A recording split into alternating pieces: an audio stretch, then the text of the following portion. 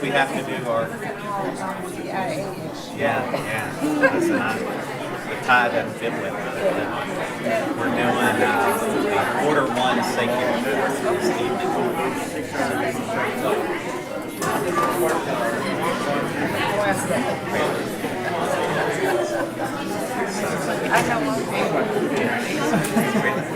It'll be about 3 minutes of time.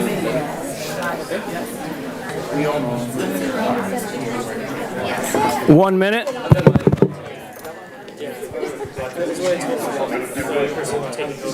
Small crowd.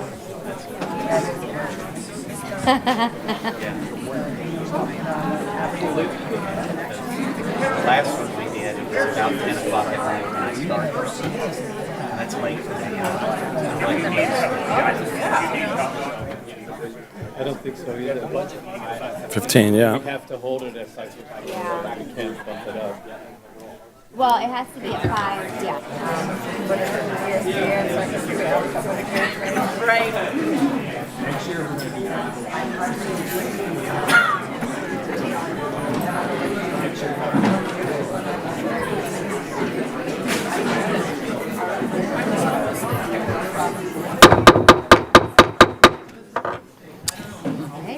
Good afternoon. I'd like to take this opportunity to welcome you to the school board meeting Tuesday, September 17th, 2024. Today, our student representative is Sarah Blake from Riverview High School. Would everyone please stand, remove your hat, place your cell phone on silent. We'll have the presentation of colors by the Riverview High School JROTC cadets.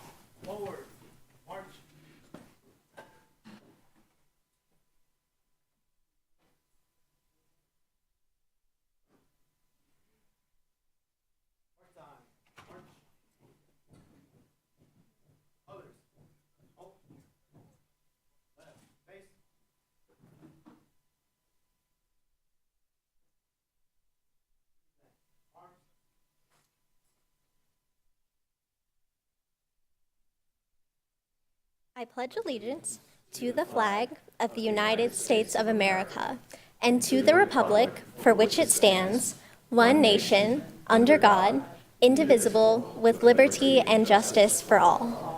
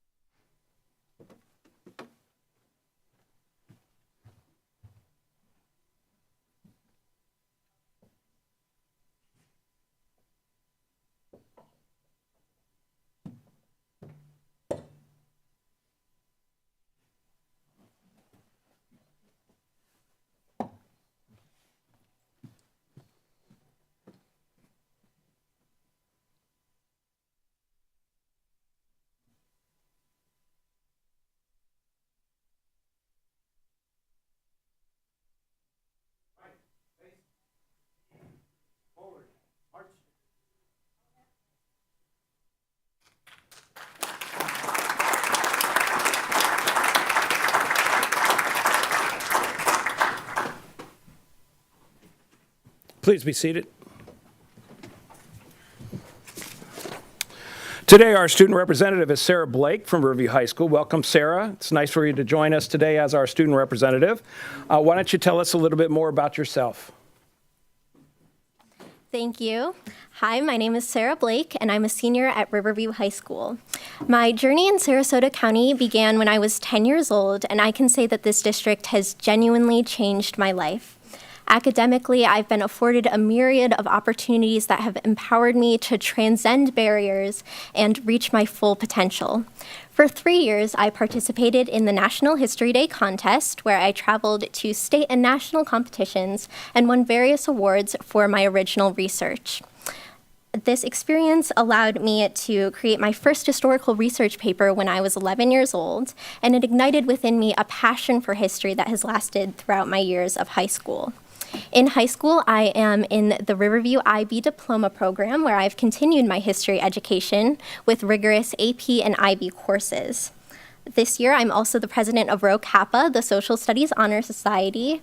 And one of my favorite parts of this program is an outreach program that we do, where we travel to various elementary schools throughout Sarasota County, and we promote history education in those fundamental early grade levels with the hopes that these students will be inspired to explore history throughout the rest of their lives, just as I have been.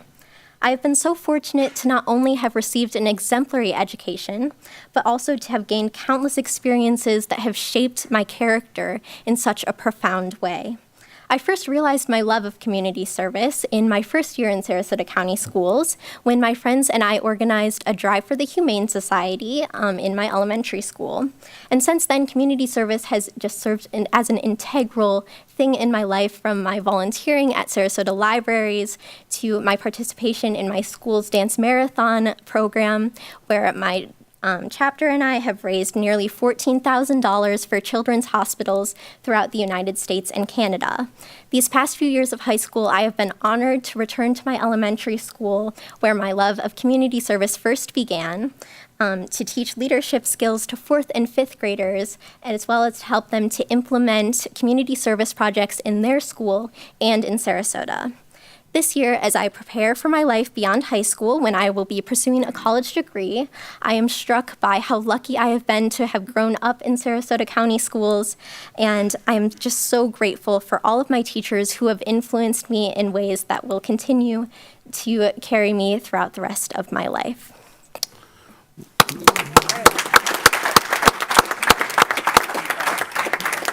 So now the hard question, where do you want to attend college? So I'm very undecided. I'm applying everywhere, but I'm really hoping to get into a liberal arts college so I can really explore a variety of subjects and really find my passion and what I want to do for the rest of my life. That's great. Florida State would love to have you. Thank you for that. Well, earlier I gave you a certificate of appreciation from the board. We wish you very, very, very best wishes in the future. You have a bright, super bright career and life ahead of you, and you represent Riverview High School very well. So thank you again for your time, and we really appreciate you. Thank you so much for having me. Tonight we have two special presentations. I'd like to invite Dr. Harriet Moore to the podium to begin the first presentation, recognizing Carl Reynolds Law. Reynolds Law, please. Thank you so much, Vice Chair Enos, board members, and Superintendent Connor. Thank you so much. It's been a long time since I've been in the boardroom, so it's good to be here and see all of your wonderful faces. This is a very exciting opportunity that we have. We'd like to extend our heartfelt thanks to Carl Reynolds Law for their incredible generosity during the Day of Giving for our Sarasota County School students, families, and staff. This marks the third year that we've partnered with Carl Reynolds Law, and each year has been even better than the last year. Thanks to their generosity and support of our wonderful community, we were able to send 5 huge boxes of student supplies, books, materials, and backpacks loaded with things for kids to be able to start their school year well, to our Title I schools and our schools that need a little more support. In addition, a monetary donation was made due to the generous donations of our incredible community, and also matched by Carl Reynolds Law. And so we're really excited about that.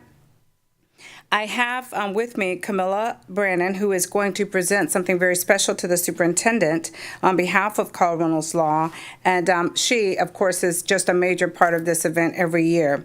I want to first give a special thank you to the administration and students from Alta Vista, Sarasota High School, Venice High School, Northport High School for volunteering and showcasing their talents, both at the Sarasota North and the Venice location, and just really showing all of their talents. Deanna Scogan, Ruth Rubenstein, who came and did a presentation in Spanish for our Spanish-speaking families, Tracy Brizendine and her team at the warehouse, who helped us unload the buses, Eddie Vargas, who made sure we had the buses to load in the first place, and the transportation team, the curriculum and student services team, and of course the strategic engagement team. So just thanks to so many, and if I left anybody out, I apologize. apologize. Everybody has been so helpful in this. And at this time, I just want to thank you to Camilla Carl Reynolds and the law firm for this amazing third time that we've experienced the Day of Giving. So just please give them a hand. Superintendent, if you'll come down.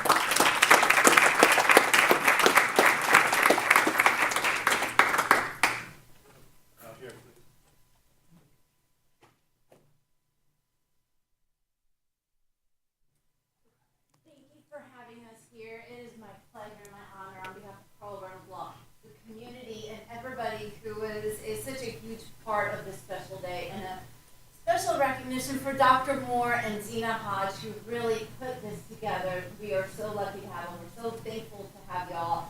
To hear the presentation this morning from the student, wow, it warms my heart. The giving, the community service. We're going forward. So many kids who are part of our special day. It is my pleasure to give this to you today.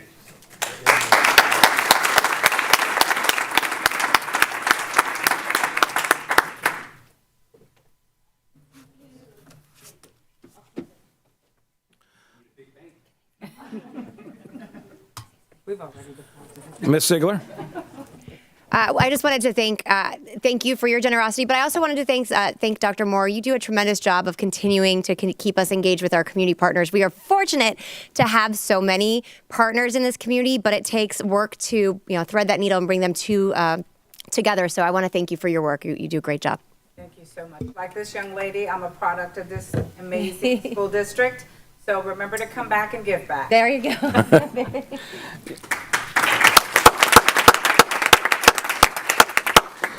And then our next presentation it will be the school spotlight, which will be Venice High School. And today it will be presented by proud principal Mr. Zoltan Karlesli. Good afternoon, Vice Chair Enos, school board members, and Superintendent Connor. Thank you for giving me the opportunity to speak to you all today. I'm very excited to share with you an overview of Venice High School and, of course, highlight some of the fascinating and exciting things that happened last school year for us academically.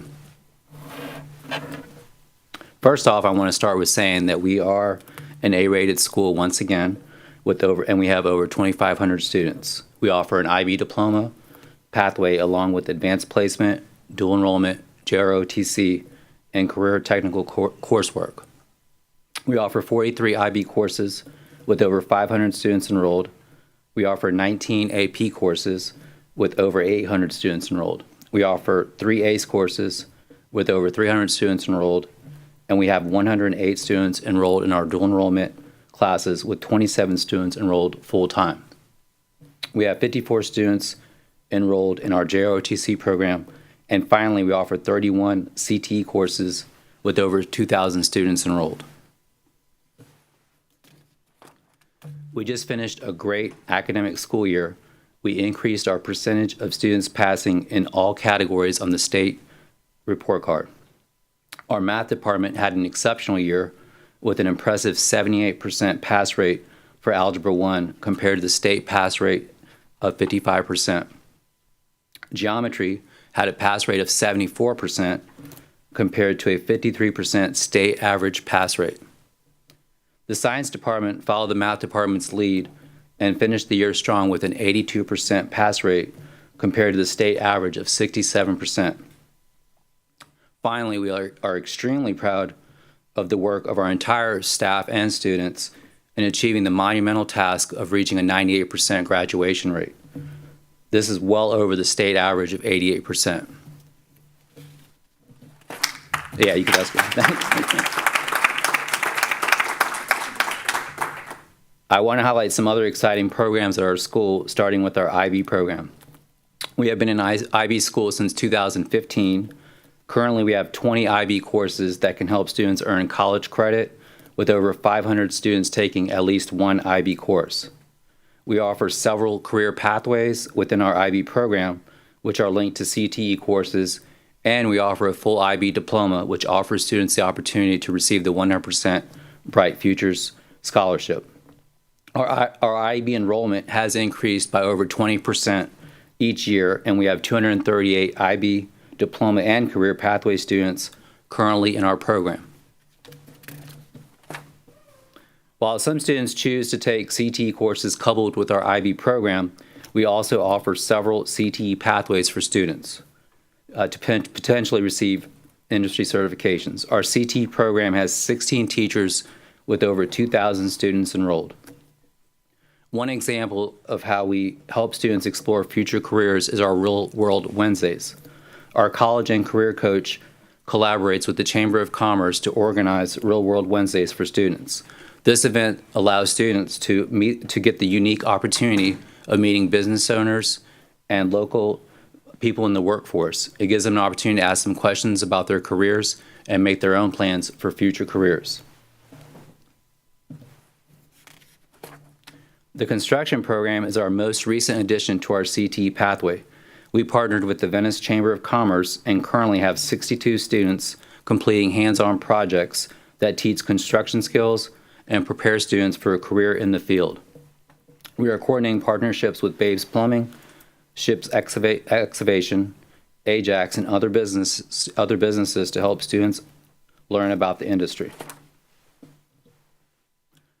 While we challenge our students through meeting graduation requirements and accelerated coursework, we also provide enrichment through our performing arts and athletic programs.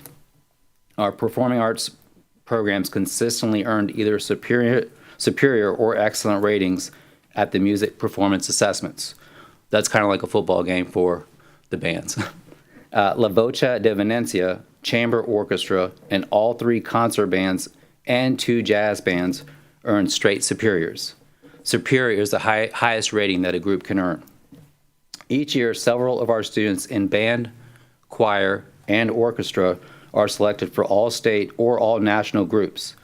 The band was invited to play in London, and the band and the wind ensemble will represent Venice High School in the London Day New Year's Parade 2025. You can clap for that too. Our athletic teams mirrored our excellent year in academics this past 23-24 year. We had 7 teams that were district champions. 3 of our teams, boys track, girls tennis, and football, were regional champions. Our football team became state runner-up. Milana Borelli, who you guys met earlier, became a state champion in girls wrestling. We always emphasize that our student athletes are students first, and the baseball team really exemplified this by becoming and being awarded the academic state championship. Our vision at Venice High School is for every student to achieve at his or her maximum potential. One way that we help students to do this is by encouraging them to visit our Rotary Futures program. The Rotary Futures organization is a nonprofit that helps students plan for college, technical, and vocational school. The organization collaborates closely with our school college and career coach. Together, they help students with financial aid, assistance, applications, resumes, and essay writing. Each year, students have received millions of dollars with their help and database of scholarship opportunities. I want to thank you all for letting me speak to you today about Venice High School and the wonderful things that are happening. We look forward to continually growing in our state scores for all students. We hope for another momentous year of academic success, and I'm excited to see what great accomplishments our students, teachers, and staff will achieve. Our theme this year is all in, and all of our teachers are all in to help and make sure that every student reaches their full potential, every student, every day. Thank you.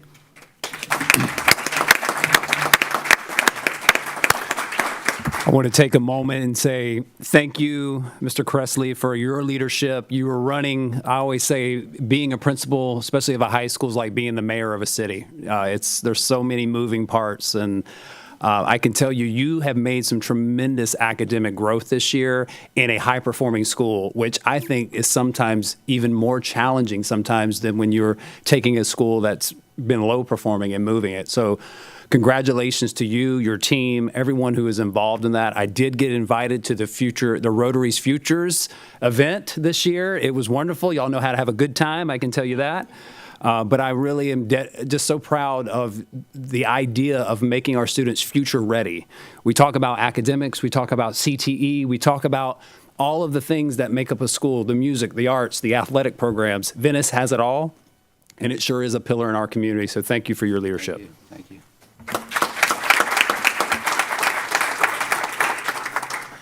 And now for the superintendent's report. Superintendent Connor, please. Thank you, sir.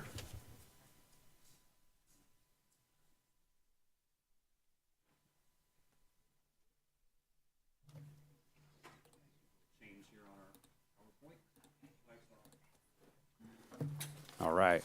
Thank you. All right. So again, I want to start off tonight thanking Reynolds Law for the generous donation. We just thank you for your generosity, your support.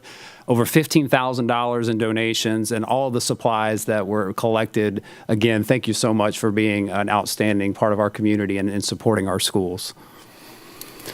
This is just a reminder that if you are a free and reduced, if you benefit from free and reduced application and lunches, that they are expiring. If you applied for any of these benefits last year, they will be expiring as of Monday, September 23rd. So we are sounding the bell and telling our communities, please reapply. Make sure that everyone has an up-to-date free and reduced application in hand by Monday.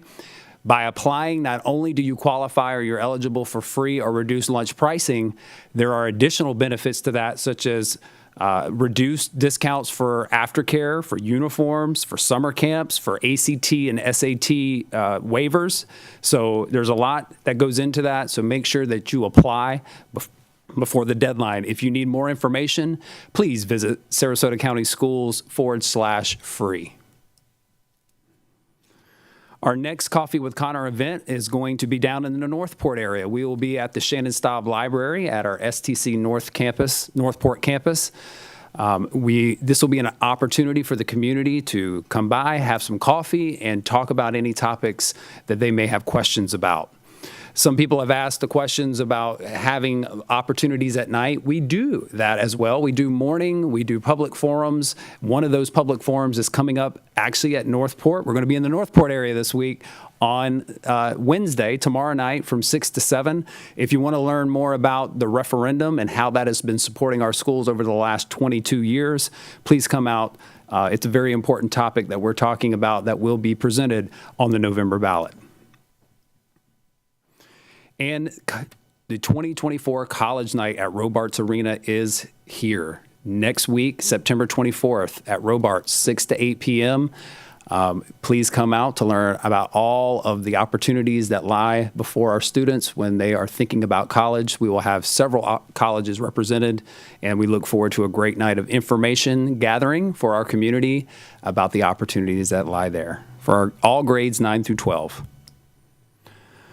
And today is National IT Professionals Day. So congratulations and thank you so much for all of our IT professionals who work so hard to make our district what it is. I can tell you, as I said at the workshop, you don't hear much from IT until something goes wrong and things aren't working. Your email's down and you can't go. It's like, what did we do before we had email and internet, right?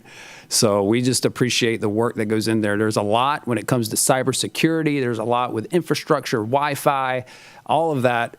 Broken laptops, things are always happening in that world, and you never really see much about it. But if we don't have them, we don't have really anything, because our lives are on these computers. So thank you to all of our IT professionals. And we are now in the midst of Hispanic Heritage Month. It actually runs September 15th through October 15th. So we're celebrating that throughout this month, this time period, for the next 30 days. So happy Hispanic Heritage Month. And coming up next week, starting on Monday, is Celebrate Freedom Week. It's an opportunity for all of our social studies classes to really provide that education around the Declaration of Independence and why America is so great and the freedom that we have that comes from that. So we're looking forward to celebrating Freedom Week throughout next week. And that is it. Thank you, Vice Chair. Thank you, Superintendent Connor. Excellent work as always. We're now moving on to the first hearing a citizen segment of our meeting. This is public comment specific to agenda items. As you approach the podium, when you get there, if each speaker will state their full name, you have up to 3 minutes. A timer will signal when there's 1 minute remaining. Please conclude at the end of the timer. Please be respectful. Our first person up is going to be India Miller, speaking on number 9 and number 16 on the agenda. On deck will be Julie Forrester.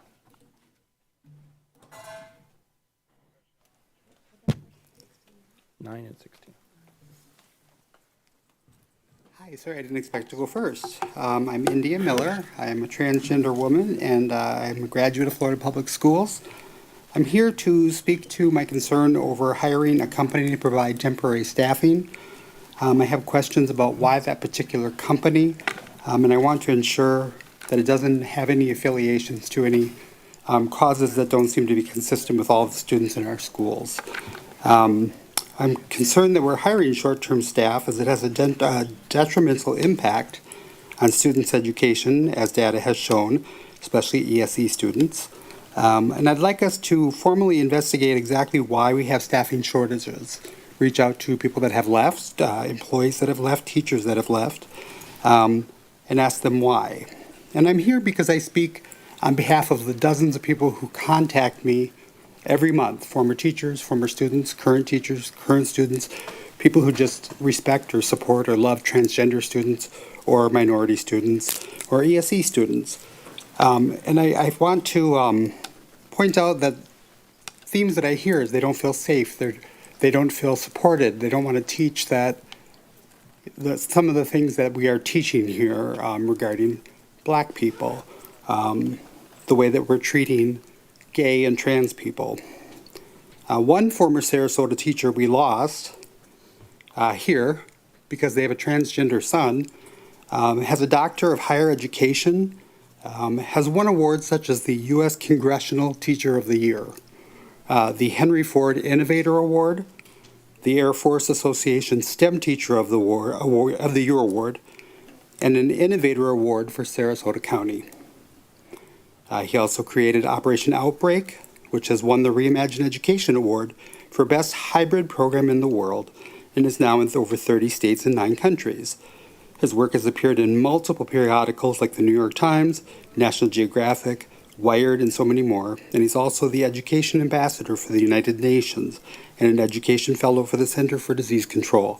He is gone from our district because he did not feel he could stay here and keep his child safe because of the policies that you people have put in place. When I say you people, I really mean Karen, Bridget, Robin, the people that do not support trans people. Ms. Miller, to 9 and 16, in reference to the contracts for ESE. Okay. Thank you. That is the concern, is that we are losing those people and we're replacing them with temporary staff, which I don't think is appropriate. I think we should work on creating an environment where we can retain our staff.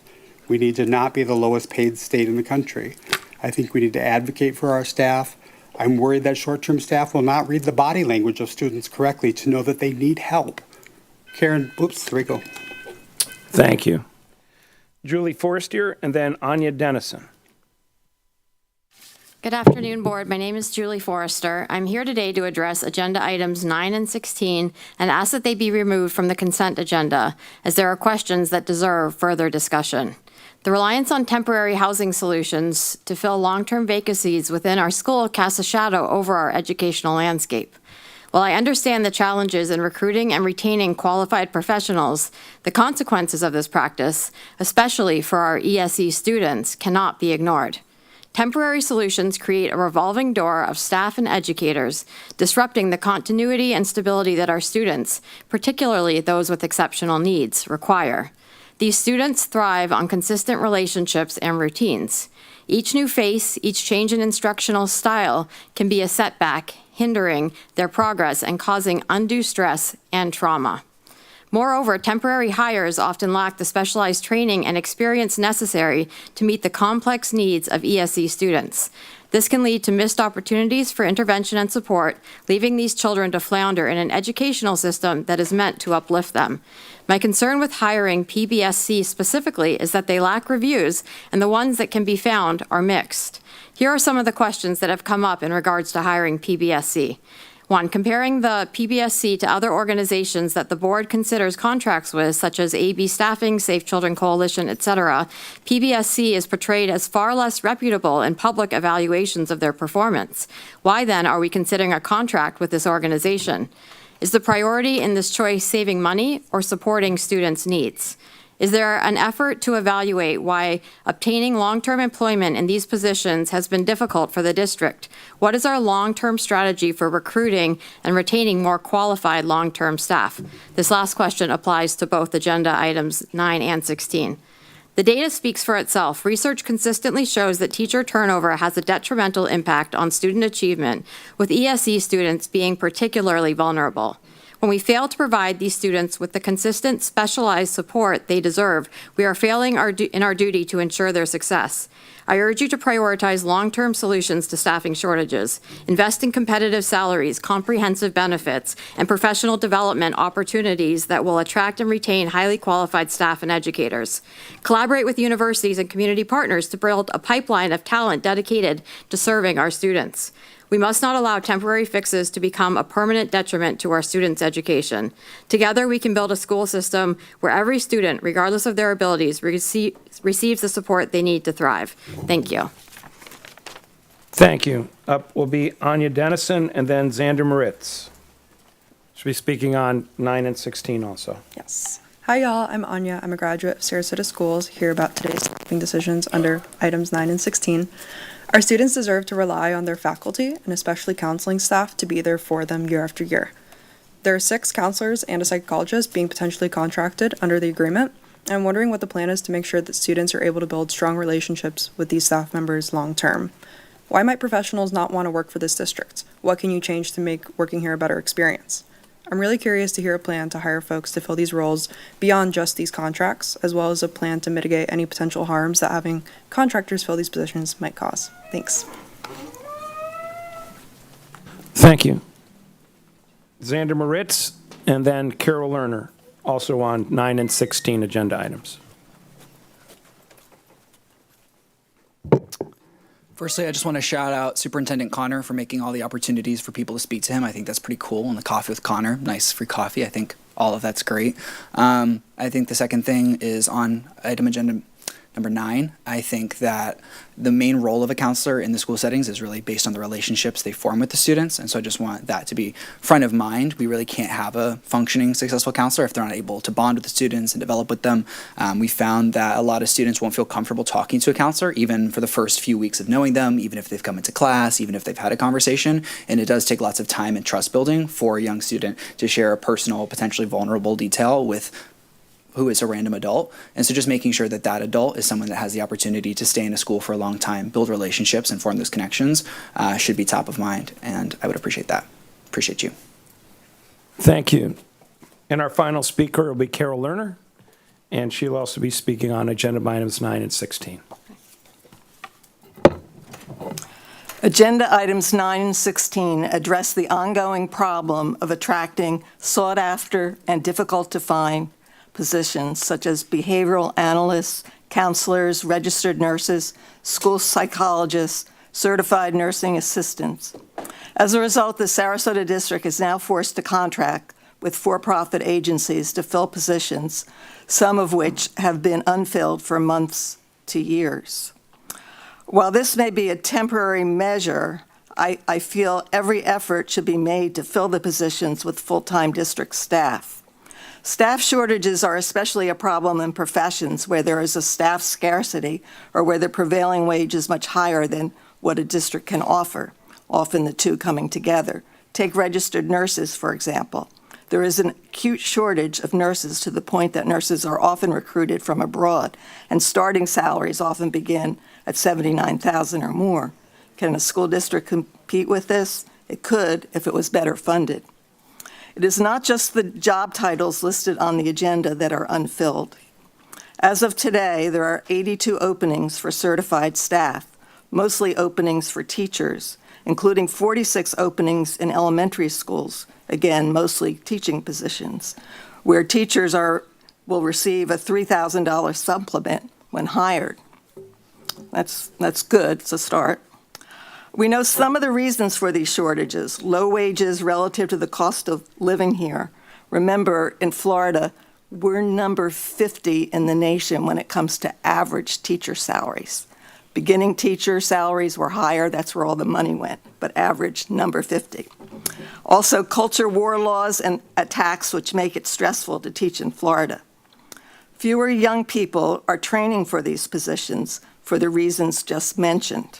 I know a friend of mine is just entering the counseling program, and it's a really tiny program, she said. Several years ago, I delved deeply into a comparative study between Denmark and Finland. There is a connection.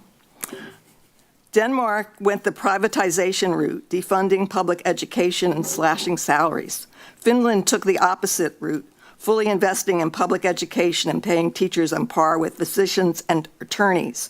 They gave educators autonomy over curriculum, eliminated most standardized testing, and took the best American student-centered pedagogy. Guess what happened? Finland soared to the top in the one test Finnish students took, the PISA, which is an international assessment. And not surprisingly, Denmark's scores sunk considerably. But more importantly, working in Finnish schools became a sought-after profession. If Florida DOE and the legislature adopted the Finnish model, I guarantee we would not have to contract out for any position. Thank you, and that concludes our public comment on agenda items. Now on to any additions or corrections to the agenda, Mr. Superintendent. Yes, there was an addendum added to item 5, the instructional classified personnel report. Thank you. Just verifying, Ms. Rose, are you on the line?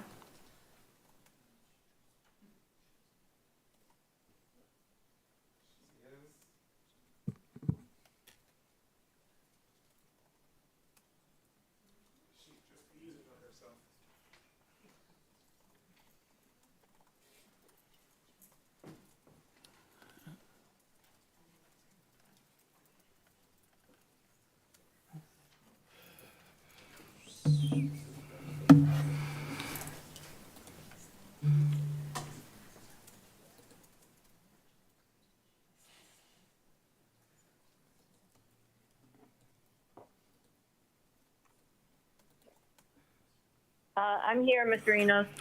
Thank you, Ms. Rose. All right, prior to starting and getting a motion in reference to the agenda, Mr. Connor, would you address items number 9 and 16, please, prior to us taking a vote? Yes, sir. Thank you. Thank you, community, for coming out and speaking on these two items. I know it's always a challenge, and it's not the optimal decision to utilize staffing agencies. Obviously, optimally, we would want to hire and fill those vacancies. But Sarasota is not immune. We are facing a national shortage in filling a lot of our positions, whether that's an instructional position, our counselor positions. One of the things I want to commend this board for is reducing the counselor ratio, right? There's some unintended consequences to that. Once you add more positions, then you have to find more qualified people for that. And the reality is it has been challenging to fill these positions. And so I want to just reassure the community that this is not a permanent fix for us. This is something in the meantime. We don't want these positions to go unfilled while we still continue to search for a permanent position. So when we have the ability, and we do have some qualified individuals that are already going to be serving in this capacity while we continue to fill these positions. These positions have been advertised over and over again, and with our new chief of HR, we've had a lot of conversation around strategy for improving our recruitment and how we're going to do that, and that does come with compensation. I know that was something that was shared over and over again, and that is a reality, and I'm very, very hopeful. We are in the midst of collective bargaining right now with SCTA, and those are going very successfully, and I am very optimistic about what that will result in over the next few weeks, because compensation is definitely a priority for us to make sure that we show our value for our employees, but that they are able to have a livable wage and to be able to thrive here in the Sarasota community, which has a high cost of living. So we know that this is a multi-layered issue. There's not one thing that you can point to say why we have vacancies. It is a combination of a lot of things. And we are continually, this team out here, we have this on the top of our agenda each and every week about how do we close that gap, because we know having high-quality teachers in the classroom, counselors to help support students, psychologists and nurses. You got to have that in order to be the best district we can be. And so please know that we're committed to that. We're not going to just settle with a staffing agency. It's a Band-Aid while we continue to find the permanent solution. Well, thank you, Mr. Connor. What we'll go ahead is we'll move and get a second, and then we'll have any conversation and discussion. I move to approve the consent agenda as amended. Approval by Ms. Ziegler. Do we have a second? Second. Second by Ms. Marinelli.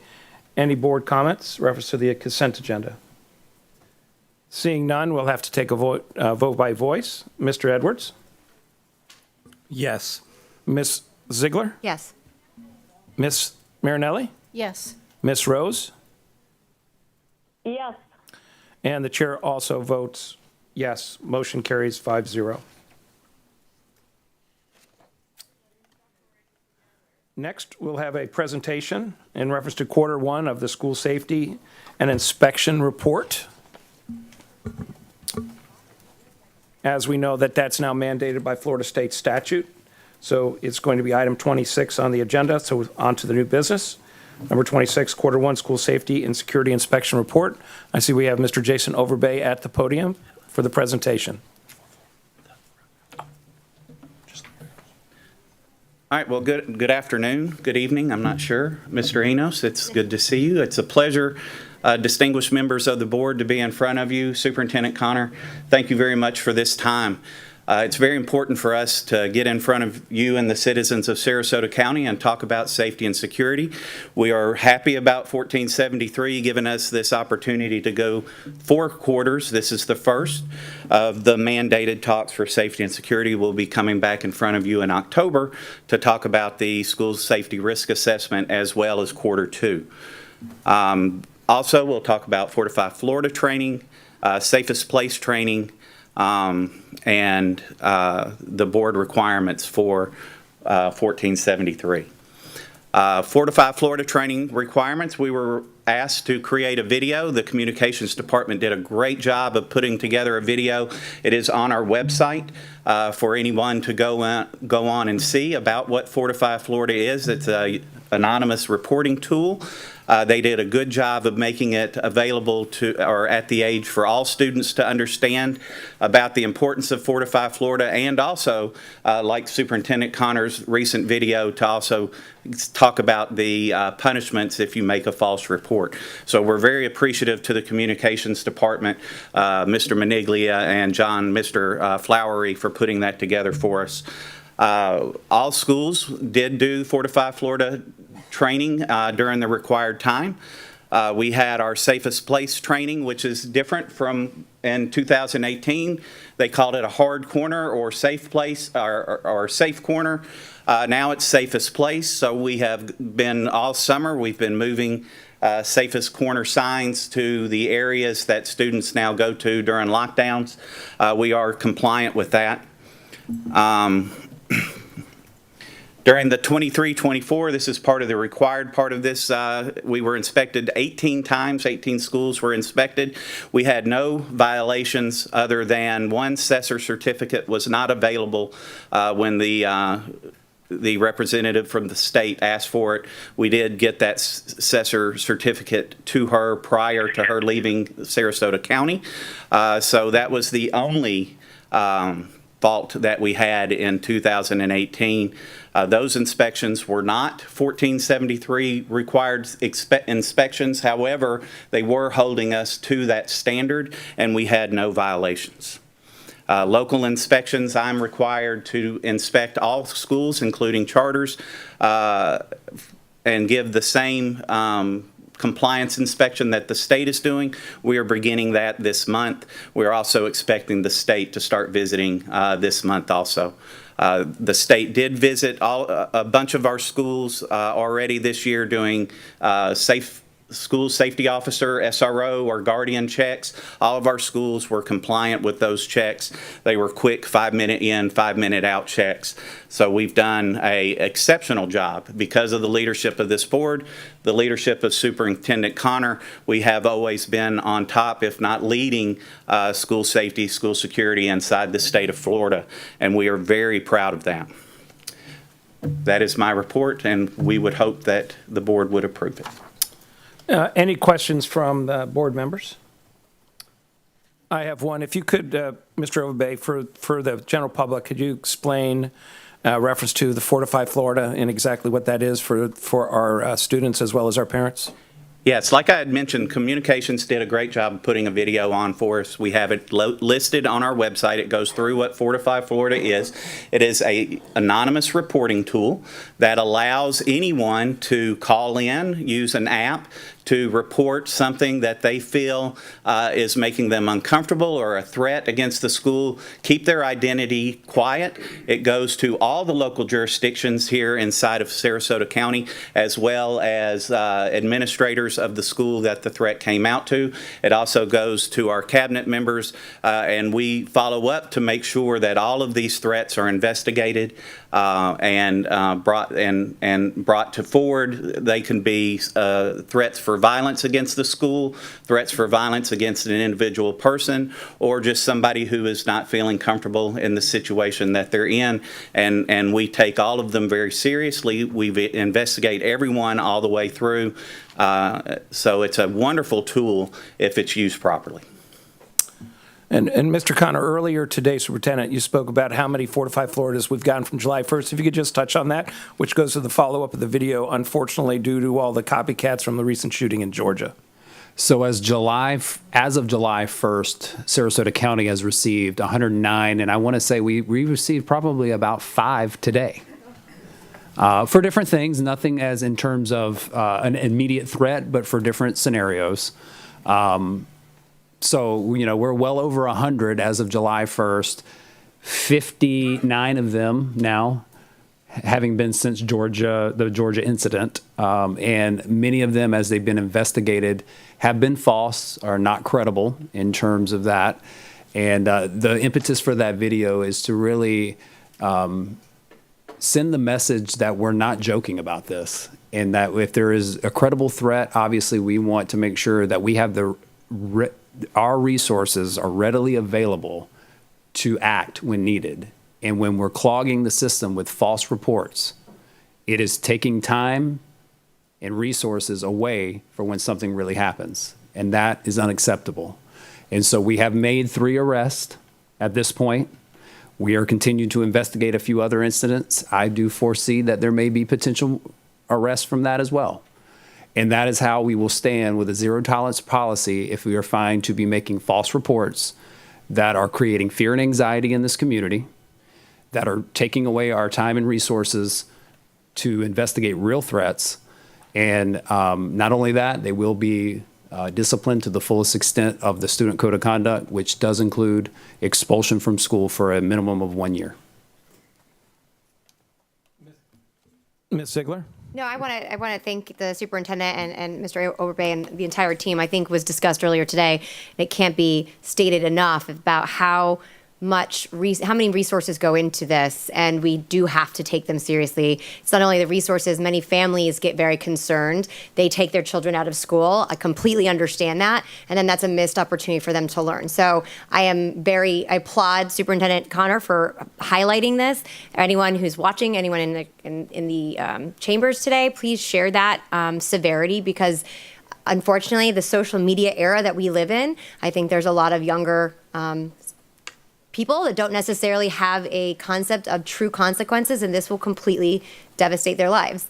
But it needs to be taken seriously, and I hope that message rings loud and true. But I do appreciate all the work that you guys do. I love that Sarasota is a leader in this space. I hear it all the time from people up in Tallahassee. And it's a testament to your leadership and vision, because you bring forward lots of great ideas, and we're able to support them. So thank you for everything that you do. Yes, your vision, Mr. Overbay. Any other member comments before we get a motion?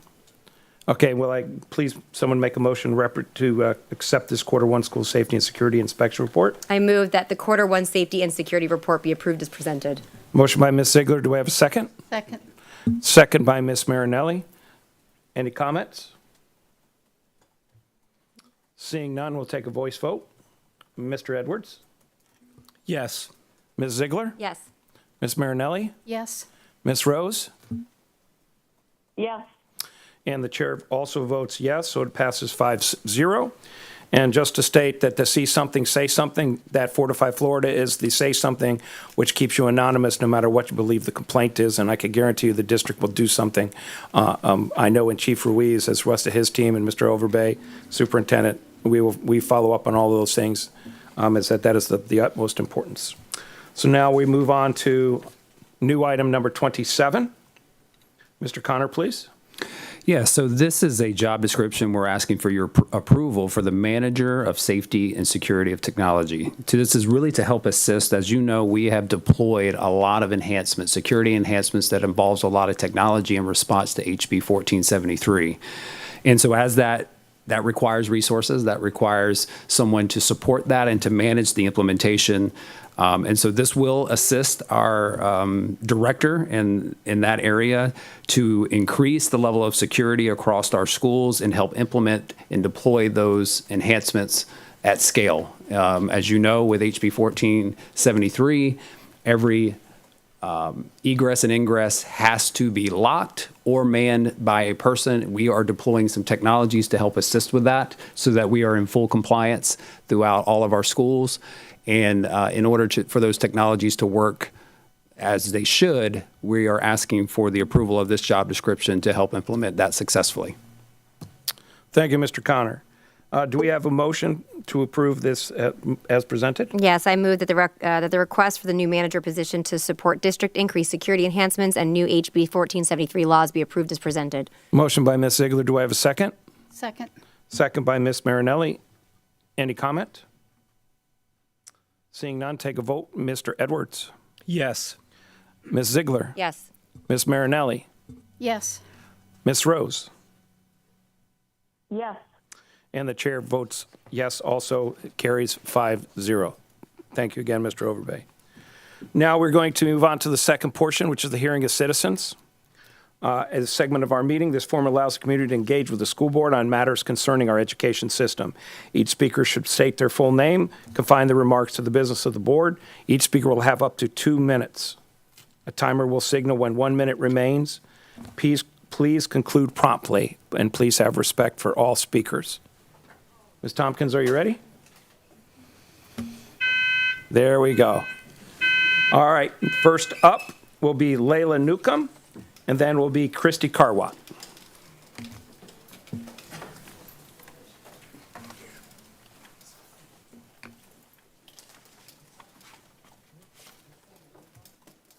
Sorry for being so slow.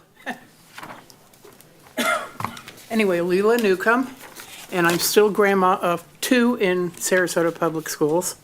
I haven't been here since the election, and so I want to take the opportunity, keeping it simple, to congratulate Mr. Edwards on re-election and Ms. Barker for your election on the board. I'm very excited about the makeup of the board going forward. We will now have someone who has 4 children in our public school system, all different levels, coming in with immense knowledge and expertise. Then, of course, we have the ever-caring Mr. Edwards, our amazing expert in fields of business and finance, which I personally would have no clue about, and that balances it out somewhat, and he will also be continuing his incredible work with things like the trades academies and so much more. And then, of course, thank heavens we still have Mr. Enos, our safety expert. Thank goodness for that. So anyway, I am seriously hoping that going forward, we can finally all work together on what we're here for.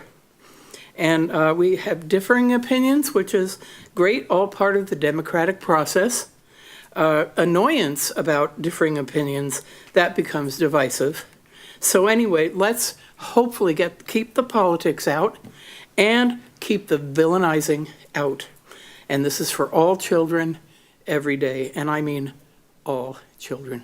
Thank you very much. Thank you. Next up is Christy Carwat, followed by Richard Stammer.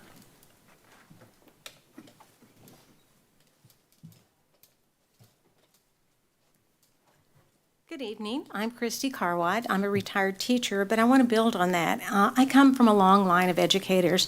I'm very proud that my mother was an elementary school teacher. My grandma rode a horse to a one-room schoolhouse during the Great Depression, had aunts and uncles, all in education. With that being said, I want to talk about how important it is to be a good role model as an educator as well, and to talk about the job itself.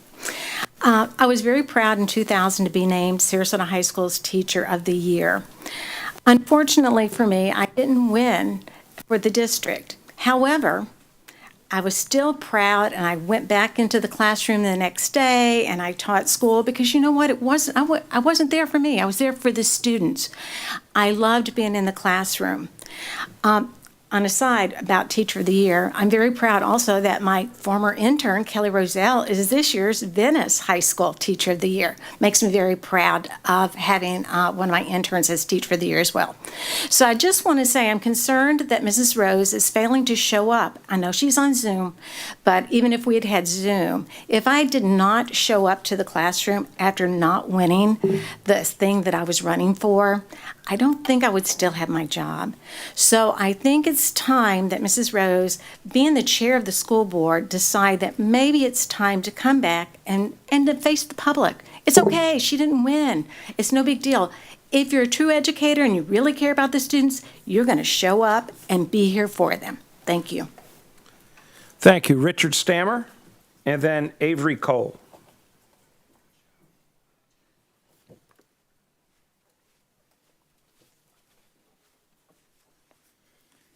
Good afternoon to this new board that is about to be in place. Thank you. I'm Richard Stammer. I'm a 22-year resident of Sarasota. I just have three things I want to speak on today. The first one is the millage amendment or millage item on our November 5th ballot. I'm just encouraging everyone to please vote yes on this to extend the 1 mil per year ad valorem millage. It's so necessary. It's so obvious. And it's a bargain for our schools to retain good student schools, teachers, and their and everything that they require. And so I'm urging everyone, please vote yes on that on November 5th. Regarding Florida Amendment Number 1, partisan school board elections amendment, no, no, no. We do not need more politics in our school board. Our school board has been infected by politics for the last 2 years. And this current election that we just had indicates that we want to move on from that. We want to maintain non-partisan election of school board members. And I encourage everyone to do that on November the 5th. Reject Amendment 1. And finally, that kind of segues into talking about the school board auditor. Ai Weiwei, a Chinese philosopher and anti-Chinese government activist, famously said, "Everything is art, everything is politics." Well, as evidenced by this morning's workshop session, this process is definitely not art, but it is politics, and bad politics at that. Full disclosure, the candidate for this position in question, otherwise known as he who must not be named, is Eric Robinson, also known throughout Sarasota politics as the Prince of Dark Money. I don't normally get hyperbolic at these meetings. It's not my style, but Eric Robinson, really? Mr. Robinson was handpicked by Karen Rose for this position. Thank you. Avery Cole, and then Ron Springman.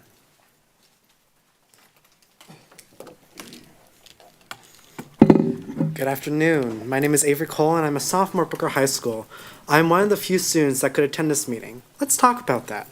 I just want to know why you've decided to hold this meeting so early in the afternoon. As you are the Sarasota County School Board, you should know when our public schools get out, unless you send your kids to private school. To refresh your minds, all elementary schools get out at 3 or 3:15, middle schools get out at 2:15 or 4:15, and all high schools get out at 2:15. And that's not including time for after-school activities. My brother and 3 very close friends of mine who always try to come to these meetings couldn't today, as they had a meeting for mock trial at school. The teachers are also challenged to get here, as what about the parents who wish to come and speak? Not only may they have to pick up their school at these times, but they're also maybe working. I myself had to rush to my car when the bell rang and had to fight through school traffic to get to this meeting, as Tamiami has both Sarasota High and Riverview High going off on it.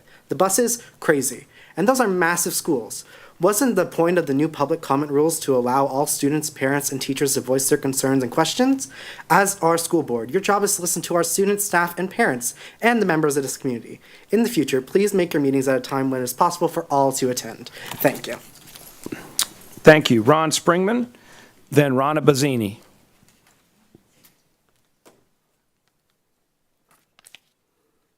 Part 2, organized corporate crime, continued from last board meeting.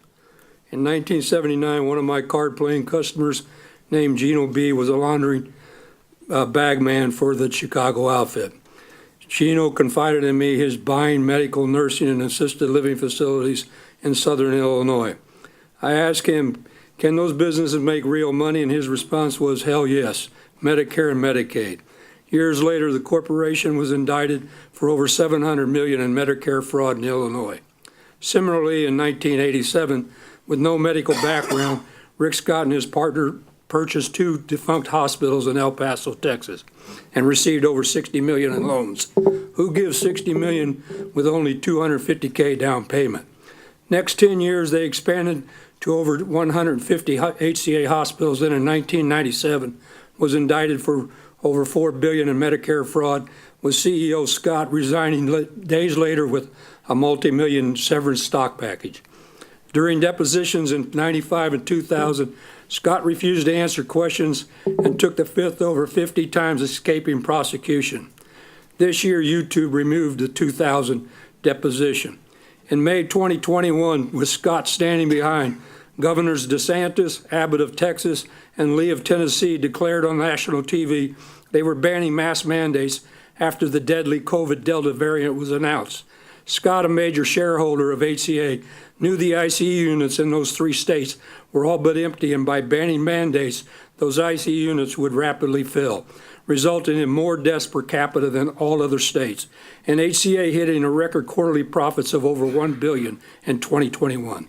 Scott should be in federal prison instead of a governor's mansion and now a U.S. senator. Vote him out. At the next board meeting, I will discuss Part 3 of corporate charter schools. Taxpayer funding should not be the personal piggy bank for organized corporate crime. Thank you. Thank you, sir. Ronna Bazzini, then Paulina Testerman. My name is Ronna Bazzini, and I am a resident of Sarasota. I hadn't planned to speak this afternoon, but I was gobsmacked by this morning's presentation for the student service update. Let me put on my walking history book hat. Travel back with me to the Depression, the real one, and World War II. Those were my school years. The comparison of the public school population and the public school staff could not be more stark. There was no such concept of special needs students, whether mental or physical. These students were invisible. Staff consisted of teachers, principal, maybe a school nurse. Compare that with today. Every student means every student. The public school must accept all students, no matter what their status. How does that affect the staff? Well, this morning's presentation opened our eyes to the myriad of personnel that is required, and that's not even counting the challenge of IT and security. What does that mean for the citizens of Sarasota? Well, for one thing, pay attention. This November, we will have the opportunity to vote for the referendum on the optional local property tax to support our schools. Vote yes. But our local school board's hands are tied by what they do in Tallahassee. We have the opportunity to send one of our own, popular teacher, Derek Rich, Derek, who has the opportunity to represent teachers and students in Tallahassee. So if you're not in his district, he could use money, and if you are, he could use money and vote. Thank you. Paulina Testerman, then Julie Forster. Hi, my name is Paulina Testerman. My speech is a mess because after watching the board workshop today, I really had to delete everything because I was so frustrated with this board.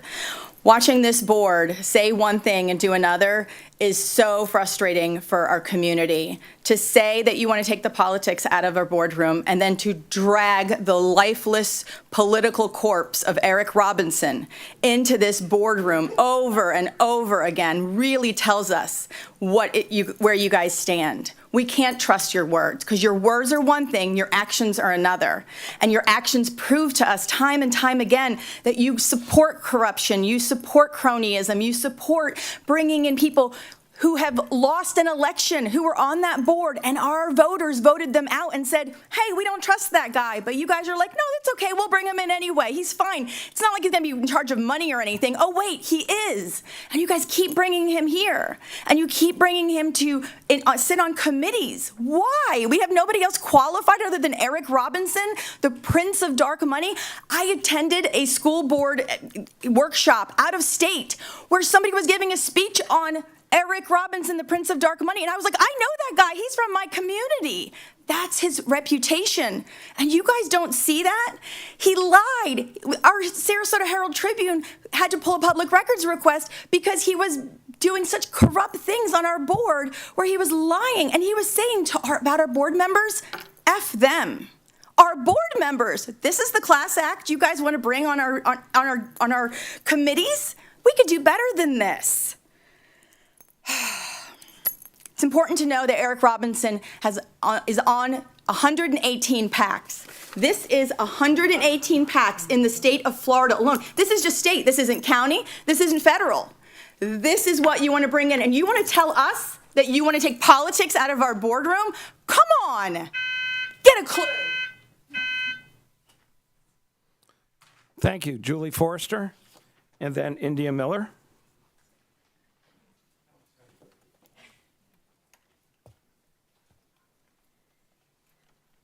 Good afternoon again, board members. My name is Julie Forrester, and this is my first meeting back since the August school board election. Paulina is always a tough act to follow.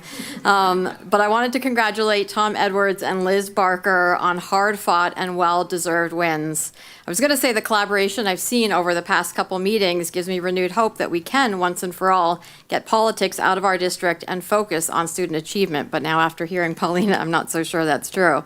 But this is why I need to address the persistent absence of Ms. Rose from our school board meetings and workshops since the election.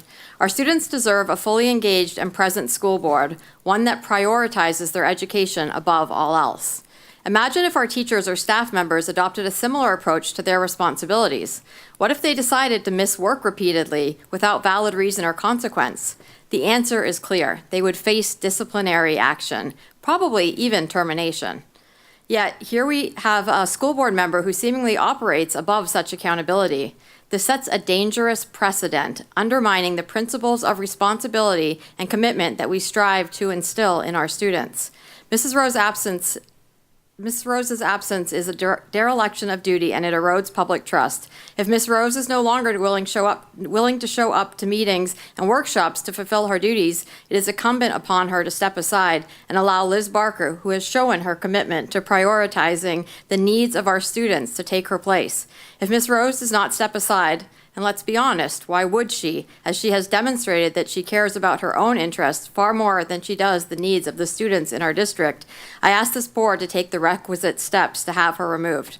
Let's not allow Ms. Rose's dishonorable character to continue to erode the integrity of our school board. Thank you.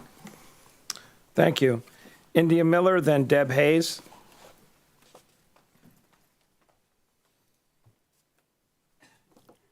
I'm constantly asked why I continue to come here. I come because so many have left, So many are afraid to come here and speak. I'm here because our school board members introduce trauma into the brains and the lives of children, their parents, their teachers, their loved ones. They demean them and mock them by wearing T-shirts that say trans women aren't or real women aren't men. That does not help a trans student learn or feel welcomed. It forces them to go against recommendations of care from the American Medical Association, and their brains are forever impacted, visible even on brain scans. Their learning is forever impacted, and the reality that the people who are in charge to protect them don't. Seeing you sit there on the school board, Bridget, is triggering for all of these people that you've introduced trauma into their lives for, including me. A school board member defending hate speech targeted directly towards me as freedom of speech triggers my trauma. I was tortured by a serial killer for 6 hours in the basement of my home. And I didn't feel the people that were supposed to protect me did. I felt that same trauma in the boardroom here last time. It was so out of line to even speak to that. We lost one of these students who is Finnick, and he is now living elsewhere. He has started an LGBTQ support group. He's a trans man who identifies as gay, and currently he's working in conjunction with the United Nations for their World Day of Social Justice. He will not be an alumni of Sarasota schools because he fled because of the damage you people have done to him. That's your legacy. Go away. Just go.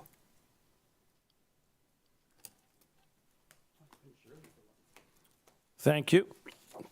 Deb Hayes, my apologies. Carol Lerner, then Elizabeth Bornstein. Good afternoon. My name is Deb Hayes. I'm a district retiree, county taxpayer, and a grandparent. I never paid too much attention to Title IX and its protections until it became an issue of this board several months ago. Now I'm tuned into every mention of it in the district. Curiously, I was thumbing through the latest version of the student progression plan, since I have school-age grandchildren. When I did, I was intrigued to find Title IX references that took me on a journey of discovery through the district. As I reviewed the progression plan, I found on page 12 of that document a reference to students' rights to instruction. That links to our policy 2.71, prohibiting discrimination and harassment. That policy affirms the commitment to providing a safe and supportive environment for all students and employees.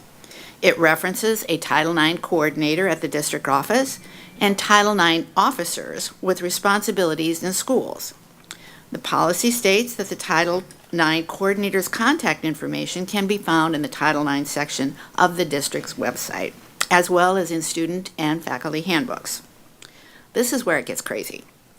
There is no reference to a Title IX coordinator on the district website. School websites do not indicate school-based Title IX officers, as it is identified in the policy. In fact, any reference to Title IX in this district or school website relate only to the McKinney-Vento Act, which refers to students that are homeless.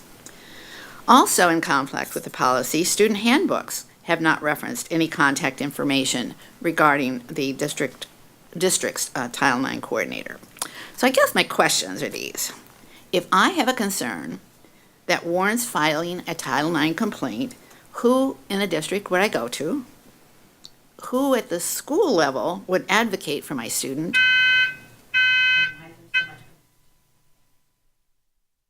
Thank you. Carol Lerner, then Elizabeth Bornstein.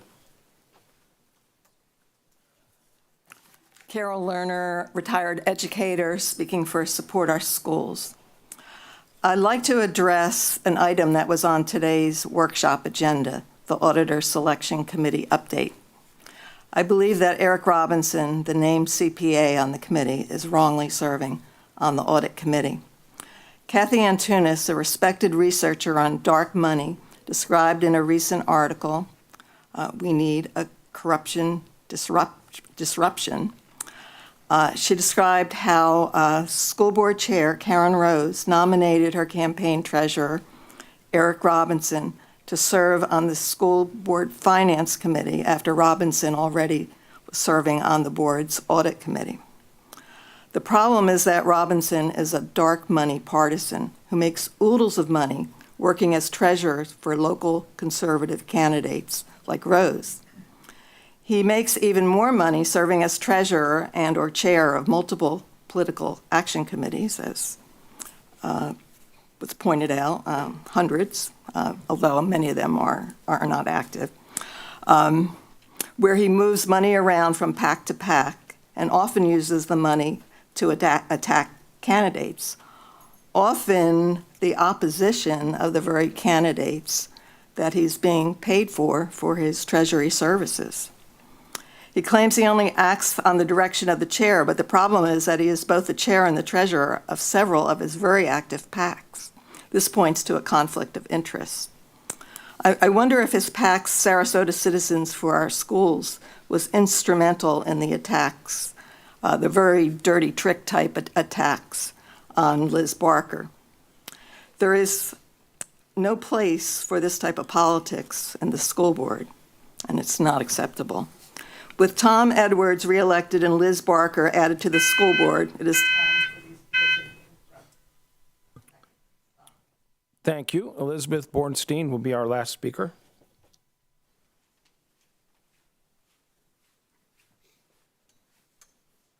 Greetings, Superintendent Connor, board members, board attorney.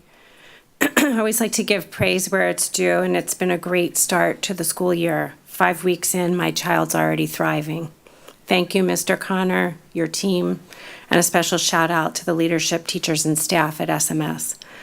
I'm really glad to see more collaboration on the board with a welcomed focus on the usual and customary matters of the school board. Though unfortunately at the end of the workshop today and the end of the last board meeting, there are clear challenges with that. My concern is really about safety in our schools, which extends to these meetings. And you laid out a beautiful, comprehensive behavior threat management program today, and I appreciate your no-nonsense approach about safety, school safety for all. It's disheartening to hear the rise in the threats, the arrests, potentially more arrests, just disheartening. Disheartening to hear feedback from a child who has to hide, who has to imagine what it would be like if it were real.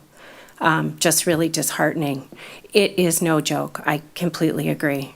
We need our schools to be ready, and we need our resources to be available.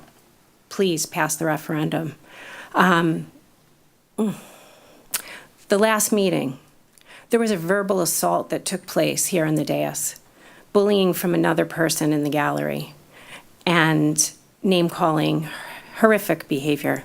Last year, the same parent wore a T-shirt that said, "Real women aren't men," mimicking the actions of a board member. This is divisive behavior. It glorifies hate. It's a violation, at the minimum, of the dress code.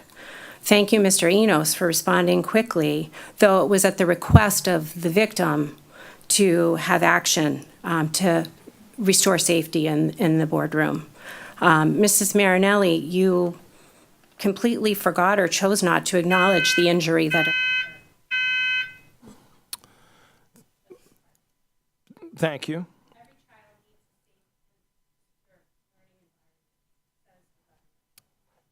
Thank you. That concludes the public comments portion of our agenda. We now move on to board member comments. Mr. Edwards, please. Thank you. I really want to take a few minutes to talk about the incredible presentations that we had from Mr. Overbay about our security and how we take it seriously, and all of the enhancements that we've absorbed from Tallahassee over the years, at least for the 4 years that I've been here. The incredible presentation from Student Services about how we really are paying mindful attention to children that might present a problem, might present threats based upon their behaviors. All of this incredible work. We also hear that from the superintendent about the increase in threats And we heard also from Mrs. Ziegler about the outside forces, the increased rhetoric that are completely out of our control. And when I'm sorry, I don't mean to put words in your mouth, but I'll just make a general reference. Let me retract all of that. I certainly don't want to create offense to Mrs. Ziegler by any stretch of the imagination. But I will say the external forces, the rhetoric, the noise, what happened in the boardroom the last time, it just keeps going on and on and on and on. And here, all of the money and the direction from Tallahassee, harden schools, increase mental health, harden schools, increase mental health, and we're doing that. And the one place that this school board is in 100% agreement at every single conversation has to do with safety and security, always. But I'm fearful that that's only half of the conversation here. No one is talking about safe gun storage.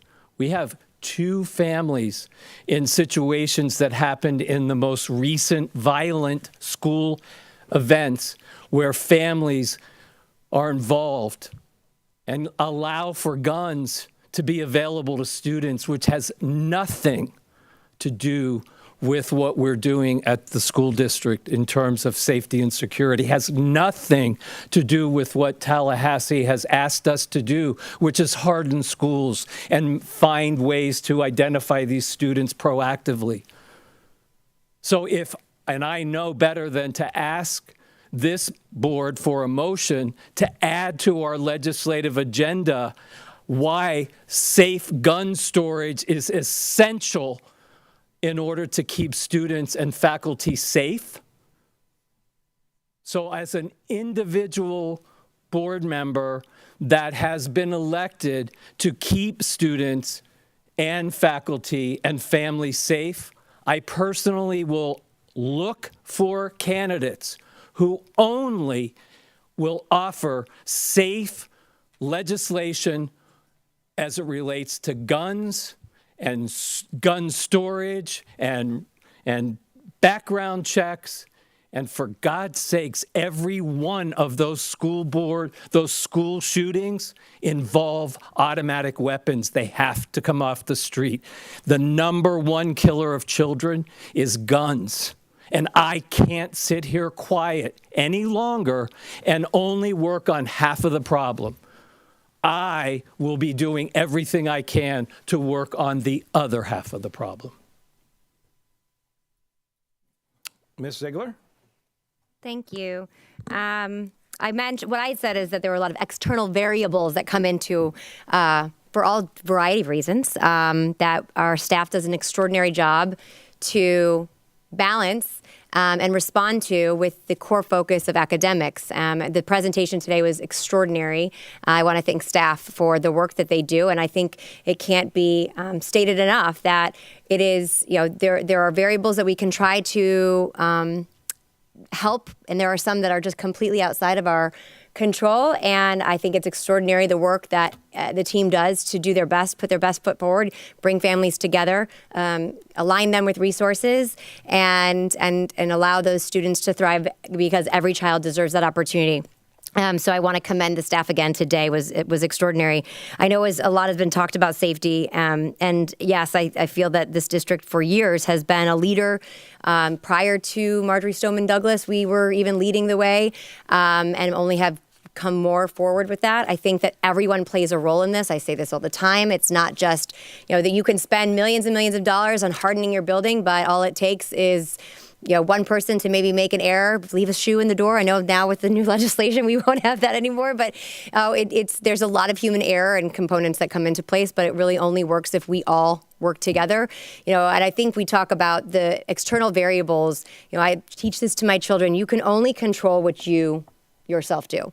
And I think that it's important to understand that there are all sorts of people who behave in ways that maybe we wouldn't like them to, but we also need, so obviously keeping a keen eye and doing the see something, say something, but I also think there is an element of trying to overcome and not taking things so heavy. I think we talked about, I like the idea of training and trying to teach our students to be victors and not victims and really overcome that resiliency. And I think that was highlighted today.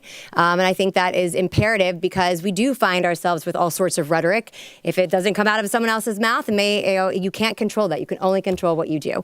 I want to highlight today is Constitution, so happy Constitution Day. I think that, when we have, a lot of talk, we talk a lot about our public comment and free speech, and I think that we have done a tremendous job coming together with our differences to find a solution so that we can allow as many members of the public to speak. I know members, a student, so thank you for coming. You had mentioned something about 3 o'clock. We have a 6 o'clock board meeting too, because we have recognized that there are some people who work in the service industry, so the 3 o'clock time works better for them, and sometimes the 6 o'clock as well. So we hope that that accommodates everyone else. And thank you everyone for coming. The last thing, I want to thank the member of public who mentioned Title IX. I saw Mr. Superintendent Connor writing that down as far as those notes, and there have been an exorbitant amount of policy updates. Thank you to the team who has done an extraordinary job there, but perhaps there's some areas we can make sure that we're interlinking those information so that we can update that accordingly. So thank you for that, making us aware of that. And that's all I have. Thank you, Ms. Marinelli. Thank you. I first off are in the first section of public comment, and that person is left, speaker number 4. I wanted to thank him for his comments on the relationship between counselors and students. I couldn't agree more with that. And then I'd like to address agenda item number 9 with some history. Years ago, when we needed to have the ABAs and CBBAs, the district opened that up for people to take those courses. It's a very intense program. It's costly. You have to earn so many hours, pass the test, and at that time, the district paid for all of that. They worked out where the person would be able to earn their hours while they were working. And we had several people that enrolled in both classes. For a variety of reasons, some chose not to finish it, some did, and people retired. And when you have, especially the BCBA, because there's not very many people that have that, private industry grabs them because they can be used in a variety of ways. So it's not that we don't try, but it is a very intense program. And I'm sure that, the district is discussing things of how to still attract people to do that, but that's why we have to contract out, because number one, there's not that many of them. Nationwide, there's not that many certified behavior analysts. So if we have to contract to get those services to our students and they also help the parents, that's what we will do. But we will always try to attract the best people for that. So I just wanted to give a little history. It's not like we just let these people walk out the door. We keep trying to encourage people, but it is a difficult job. It's a hard job. It's an expensive, and you have to keep earning the credits, the hours to keep the certification up. So I will defer that to Mr. Connor and his team of how they'll approach to continue to attract the people, but I just wanted to let people know. And I also want to say that me as a board member, I am not going to engage in any kind of rhetoric that will bring politics to this dais and in this room. Everybody has the freedom to say what they want to say. If you want to be the role models, then I think that's a positive thing. If you want to call people names, that's your right to do that in the public comments. But I will not be engaging in any of that because I was elected to represent students. And that's exactly, every decision I make, I have that in mind. Some people might not agree with that, but that's why I'm here. And every student has the right to the best education that this district can provide. They have a right to safety. And every student, every day. And I'm the one who asked this board, in honor of Superintendent Wilma Hamilton, to use that. So that is what I am committed to, and also have the highest caliber staff and to pay them the best salary that's possible. So thank you. Thank you. Ms. Rose, are you still on the line for comment?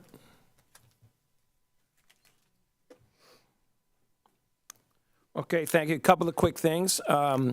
We just had 9/11. I know Mr. Edwards as well as Ms. Marinelli attended the 9/11 celebration that happened down at Venice High School. If you don't know, Officer Castellanos is one of the members that was part of the NYPD who actually responded. And I've seen his presentation before. It's a very moving presentation. Just, you know, that was a terrible. I was working here at the sheriff's office when President Bush was at Emma Booker. And they wouldn't allow me, even though I was a supervisor, to go to Emma Booker, even though it was my own school and my section. But it's not that I'm bitter about that. But at the end of the day, I couldn't go to supervise my own people. But anyway, that hats off to Venice High School, well attended in the VPAC, and a great presentation of that, some of the darkest days that we've had in most of our history. In reference to safety and security, I keep talking about it. You know, one of the things is there's only one commonality, 100% of every single school shooting somebody knew prior to the event. And that is the whole see something, say something so that we can do something. So when we talk about all the mental health, we talk about all the safety and security, we talk about all the different measures that have been put in. I could tell you that Florida leads the state. I also tell you that there is a very fine line between making our schools look like prisons and making our schools be schools where kids want to learn. And unfortunately, this is an American problem. This doesn't happen anywhere else but here. And it comes back to situations where parents monitor your kids' social media, and it starts with education when they're in elementary school, where I've seen 6-year-olds that have $1,200, $1,500 iPhones. There's no reason for a 6-year-old to have that other than his status. Like they think, well, my kid's got a phone. You're not dropping them off at the mall like in the old days. They're not hanging out and running the streets at 6 years old. But we have to monitor and start with education, that we monitor our students' social media so that they understand that the consequences can be dire of what their actions are. And you look, we just had the next school shooting, and unfortunately, as I said this morning, after Uvalde, after Parkland, we have tons and tons of copycats that happen. And now we've got tons and tons of copycats that are happening because the negative notoriety, for some reason, gives them popularity. Except for when you were convicted of a felony, you can look up in Franklin County, I believe it's Franklin County up in Florida. They just extradited, I believe the student is 12 years old, who made 20-something different called-in shootings in one day all over the United States. So this disruptiveness is, again, it's about the parents and the social media and the social media monitoring. So I would, you know, it's not, it'll be when the next one. But I can tell you that Florida leads the nation by leaps and bounds when it comes to school safety, security, mental health, but it's still not enough. We do, to Mr. Edwards' point, Florida is one of the states, and Georgia doesn't have it, where we are a red flag state. So that means that if law enforcement gets a complaint that there's guns at a home and there's a student, we can go in there with a court order and take all of those guns. And I can tell you in Sarasota County we've done that before because I've been part of that. I know even when I was the chief here that we had a parent that we ended up seizing probably, I think at the time it was about 150 guns from his residence. So we do have that in the state, as well as we've also arrested parents for allowing their students to have access, which is also a Florida state statute, which is 790.174. So at the end of the day, as parents, giving a student that or a child that has mental health issues a firearm, like just happened up in Georgia based on the information, is incomprehensible. It's the same thing that happened down at Parkland with Cruz. It's the same thing that happened up at Stony, at Sandy Hook. We just have to do better. That's the bottom line. So with that, I appreciate everybody. And one last thing, a celebration. Oh, I shouldn't say it like that. Stephen Walker will be, this is his last meeting. I didn't mean a celebration. You're leaving, Stephen. I meant that you're being promoted and you'll be leaving Sarasota and on to bigger and better things. And congratulations to you for that and your hard work that you put in here in Sarasota. And a little texture, I met Stephen at one of the debates, and he told me he has the first PlayStation, and he has it out, and I have the first Xbox. We had it out. So right there, we kind of was off to a bad start, PlayStation, Xbox. But we truly, I can tell you, congratulations. Good luck in your future, young man. That is going to go places. So congratulations. With that, our next board meeting will be October 1st at 6 p.m. And with that, do I have a motion for adjournment? So moved. Ms. Ziegler, second. Ms. Marinelli, all in favor? Aye. This meeting is adjourned. We will be reconvening at 5:15 for the budget meeting.